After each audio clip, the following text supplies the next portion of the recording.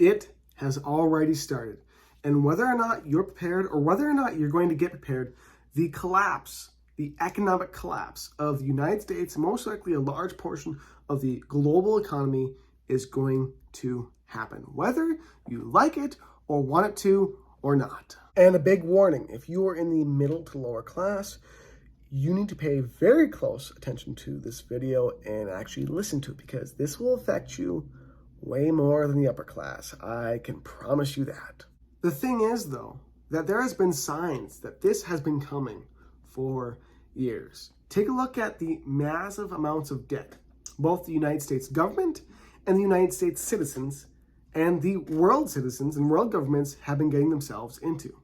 Take a look at the massive housing bubble that is literally collapsing at this very moment. It is very slowly starting to collapse and dwindle. Take a look at the huge rise and nonstop rise of the massive overall bull market that is about to go bare, that is about to hibernate. Whenever you take a look at any portion or part of history, there is, of course, always an upcline of the Roman Empire, of the Greek Empire, of any society of any kind. And there's always also a downfall or a series of downfalls. Every economic and financial part or aspect of the world has been showing, especially in the United States, that this downfall has been coming and will happen very soon in the next year or two, and it's actually already technically started. It's been writing on the wall. Now, the only question is, why has this happened? And how do you make sure that you, most likely if you're watching this, you're probably in the lower to middle class.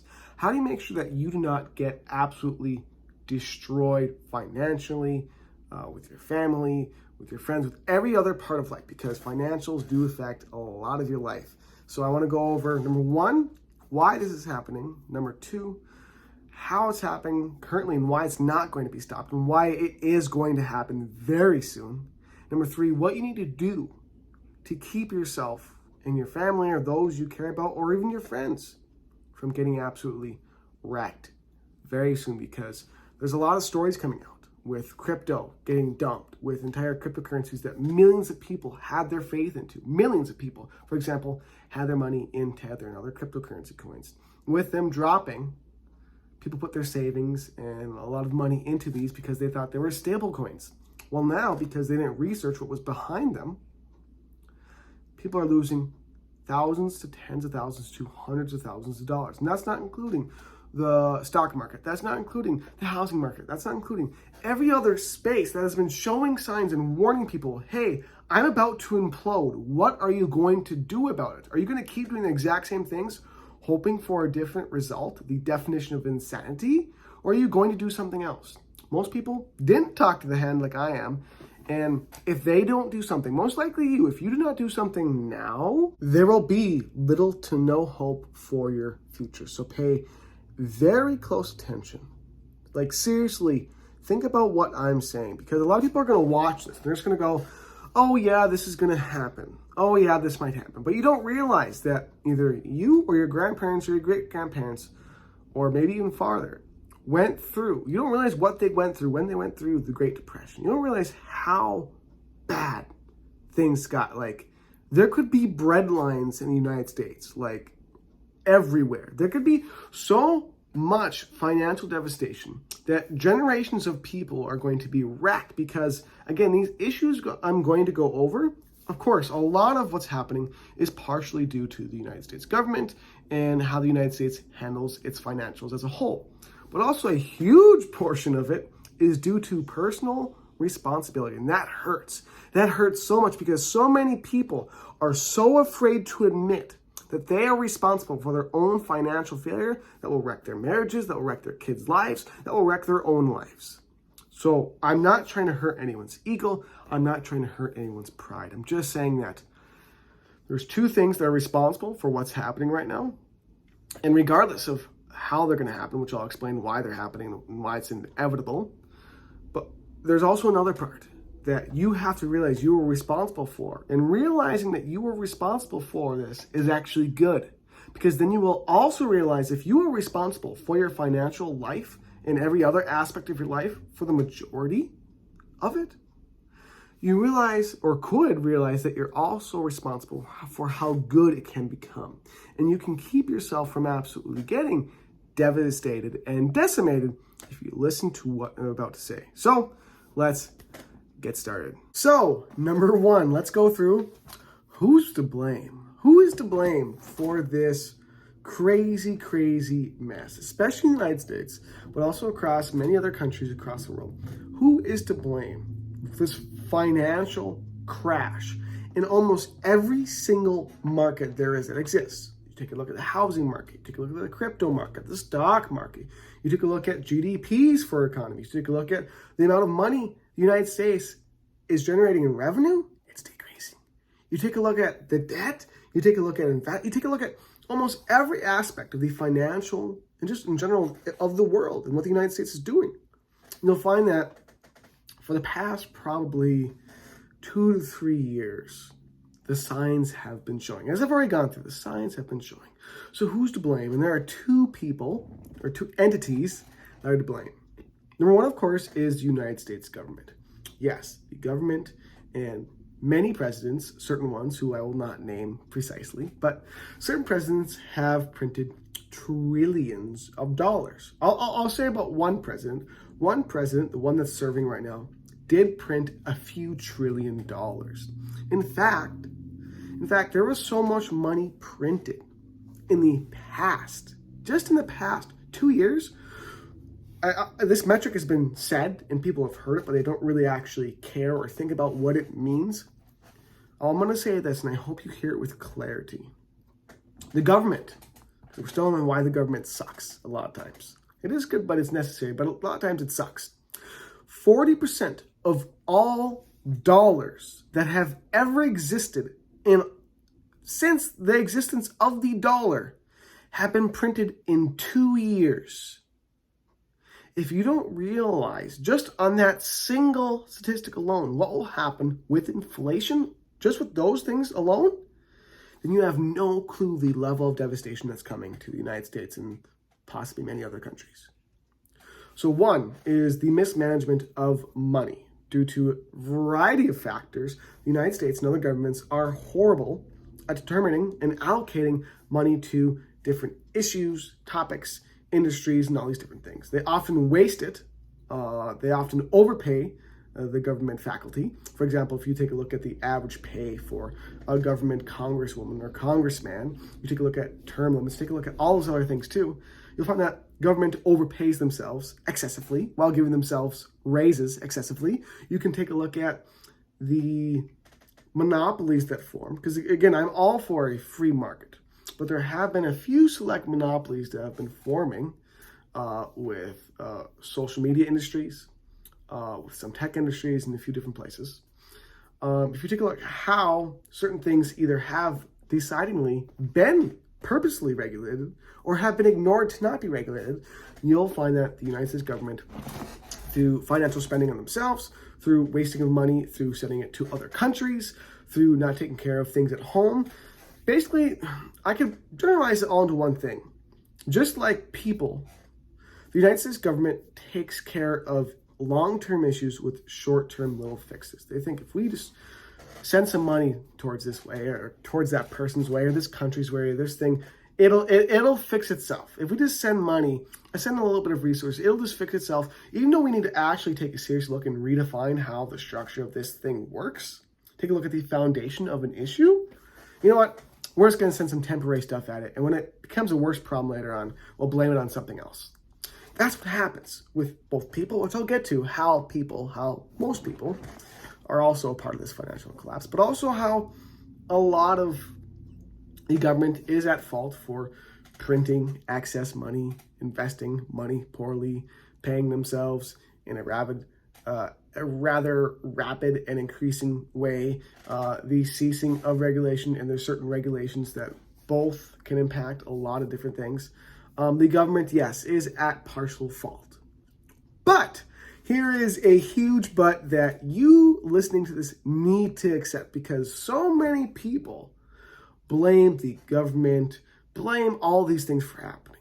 But regardless of what these entities are doing, at least 50 to 85% of your financial situation is not due to them and what they're doing. It's due to how you are managing your money, because you, or not even you, but the general public is the second reason why this collapse is happening and why it's going to happen very soon. You dirty little dog, you haven't even realized that you've been contributing to this entire issue the entire time. And actually, most of the time, like most people do, you've probably blamed other people, other circumstances, your own circumstances, the government, and other things for why your financial life is where it is. But the truth of the matter is, as much as we don't like to acknowledge it, and this is coming from someone who's been at or near homelessness. I've been near homelessness 2 times in my life. One when I was living on my own, and one when I was a child. So I understand the whole us against what we think is the system messing with us. I understand that, but the mindset is wrong. Here's why. Take a look at the average savings in the average American bank account. The average American lives paycheck to paycheck. They don't just live paycheck to paycheck, though. The average American has less than, I believe it's around $300 or $500 in their savings account or checkings account. Do you think that people could save more money, a little bit more, even just 10%, 20% more money? Do you think that the average United States person, or just person across the world, could spend less money? Do you think we need iPhones? Do you think we need every subscription available to mankind? Do you think we need 10 pairs of Yeezys? What I'm getting at is the one main issue that has fulfilled and grown people's hatred towards, for example, the general public, or a lot of the public, doesn't like the rich and the wealthy. They don't like corporations. They don't like all these big companies. But they don't realize that their own consumerism fuels these companies to grow. The companies they hate, they are feeding, because they feel the need, most people feel the need to constantly consume, whether it's eating out 25 times per day, whether it's smoking nonstop, whether it's drinking nonstop, whether it's an addiction, whether it's some kind of consumer good like shoes. Some people like to buy shoes, or video games, or whatever. A huge issue with most people's financial situation is their need to constantly buy things that they don't actually need, that usually barely enrich their lives, or that they will never use or think about ever again. For example, people who are hoarders, people who are buying all these addictions and stuff, people who are buying, for example, 20 pairs of shoes.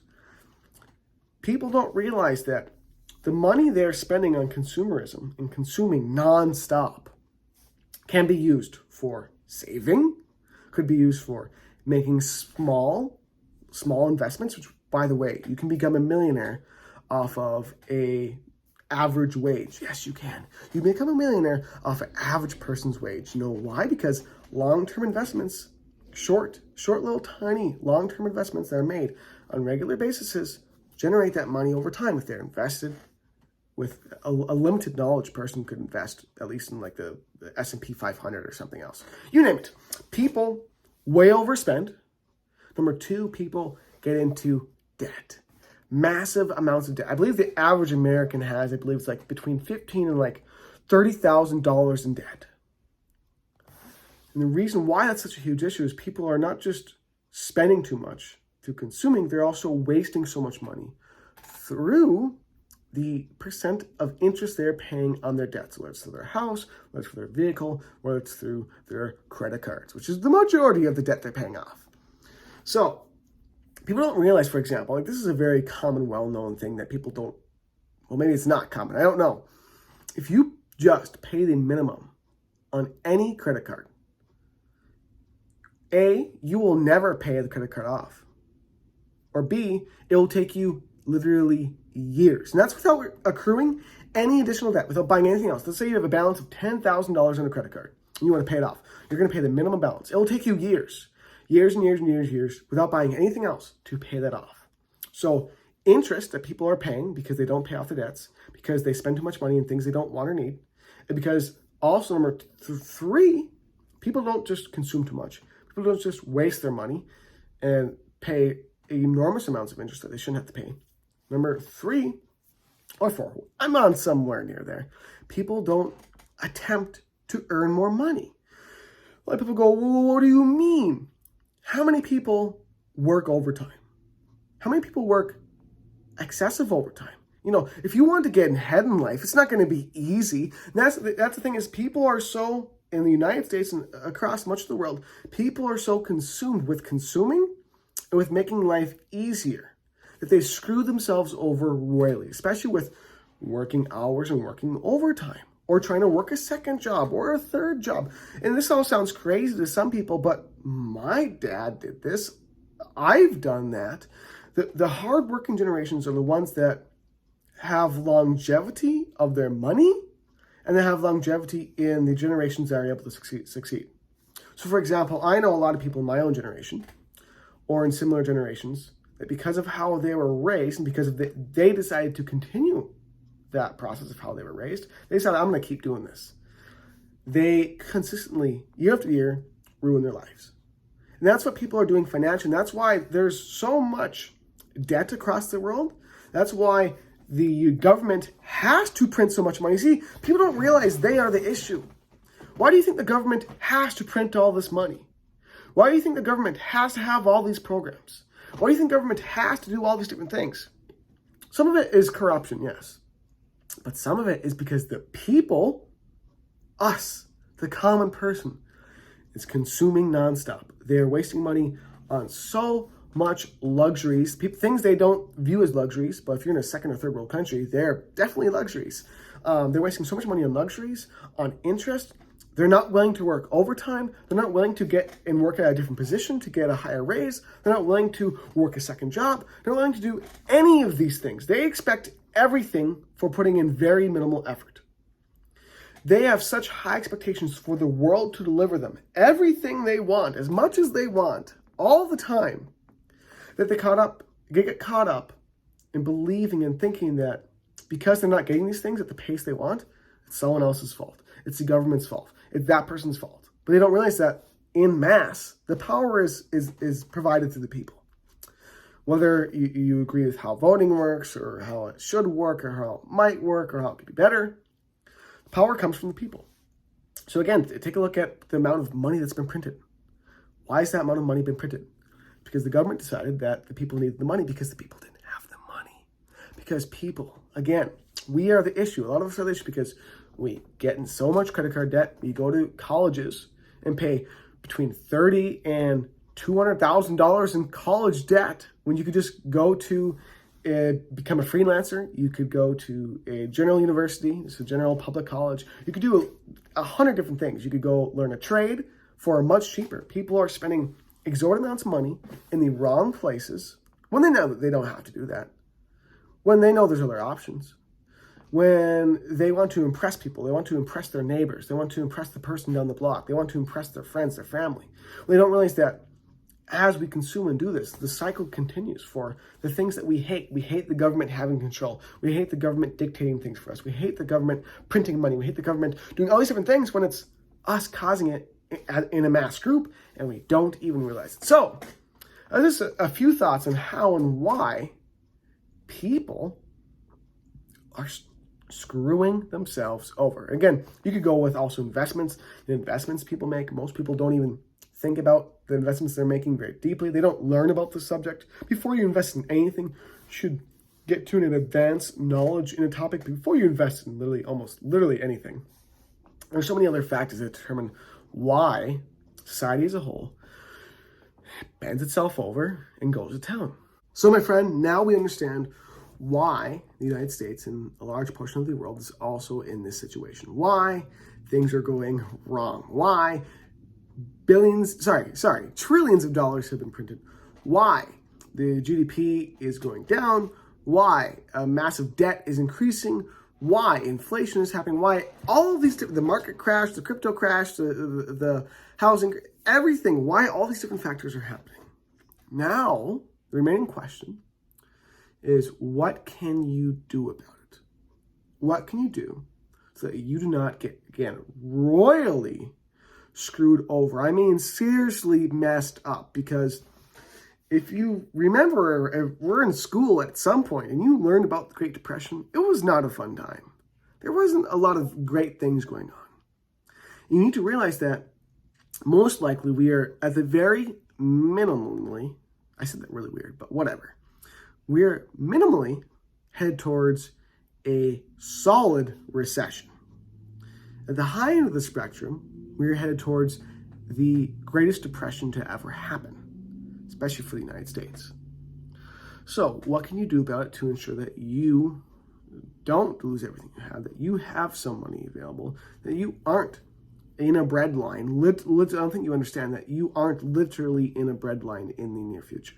Now, there's so many other factors that I won't say on this video because I don't want to get flagged or reported by YouTube or whatever. So there's a lot of different factors that are impacting this as well, but a lot of it has been because of the two things I went over. But I just want to go over right now how you can make sure you end up at least okay at the end of whatever is about to happen. Well, that's going to go up forever, which I doubt, or that's going to go down, most likely. So you can end up being okay at the end of it. Number one, you need to start saving immediately. So regardless if you own a business, regardless of if you're in the middle class, lower class, or even middle higher class, you need to save money. So how do you save money? Stop spending so much. Stop consuming so much. Stop buying 80 pairs of shoes. Stop buying 25 knives. We know a guy who buys lots of knives. Stop buying and consuming to the point of obsession. You need to save. Reduce how much you are expending in your finances. So that means you could turn the lights off more, use less water, eat out less, stop consuming your addiction so much, stop consuming things and buying stuff that you don't need. All these different things, stop. Because if you do not, when money and a massive inflation hits, and your money is worth a lot less than it is now, it's better to have $50,000 in the bank that's worth, let's say, $10,000, than to have $30 in the bank that's worth quite literally nothing. So please, for the love of God, start saving money. Stop buying so much. Stop consuming so much. You don't have to buy everything you want. You can still buy some stuff. Just don't buy and make such large expenses. Reduce the quantity of your purchases and reduce the quality or price range of your purchases. That's number one. Number two, when the market gets to a really, really, really low point. By the way, this is not financial advice at all. None of this is financial advice. But when the market gets to a low point, I would personally start slowly investing little bits at a time that you can comfortably afford. Because that's one of the things that people, like I talked about earlier, that ruins people's financials is they don't spend within their means and they don't invest within their means. That's why so many people just got screwed over in the crypto game because they didn't invest within their means. So slowly, lightly invest in long-term, longevity-filled projects, currencies, stocks, commodities, all those different things, real estate, yada, yada. Number three, before this hits or during it, at some point, you need to refinance if interest rates are still going to save you money. So if you can right now, maybe it might be already too late because I know that house loan interest rates are rising. If you can refinance something and get a lower interest rate, do it immediately for your house, car, vehicle, land, any other investments you have. So you can save a lot of money, you can reduce your expenditures, you can make really small investments when the time is right, you can make sure you refinance. Number four, something like that, you need to also make more money.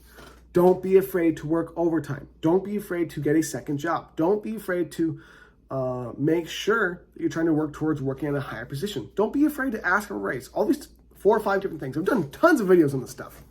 There's about 4 or 5 different ways you can almost instantly, literally instantly raise and increase how much you are earning.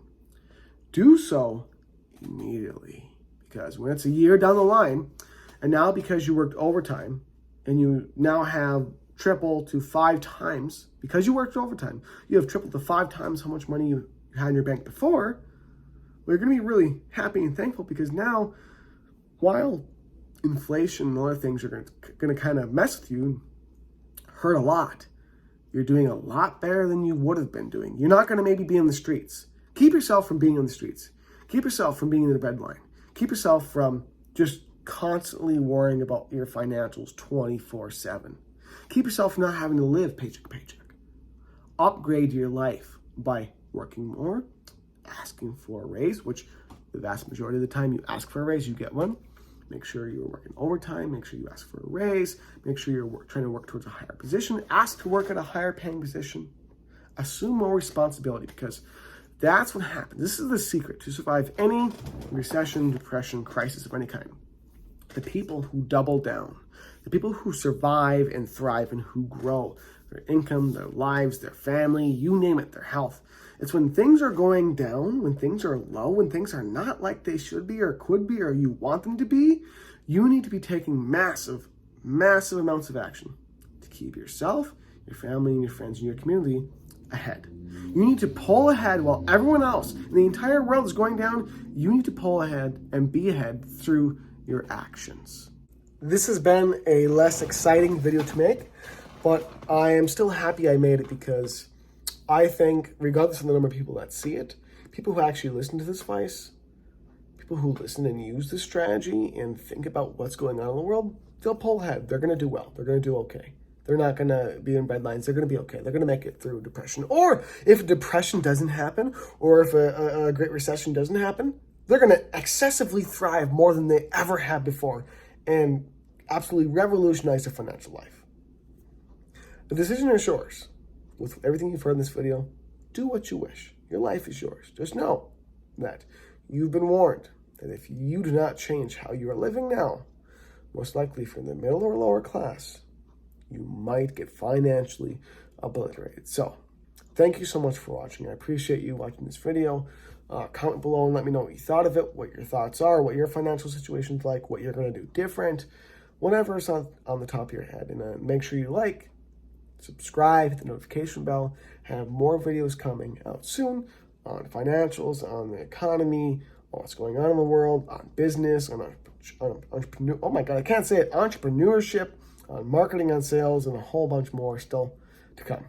I appreciate you, and go watch another video right now. Click around here, somewhere around here. Go watch another video. I have so much more to talk to you about, and see if you appreciate and like my content. We'll see. See ya.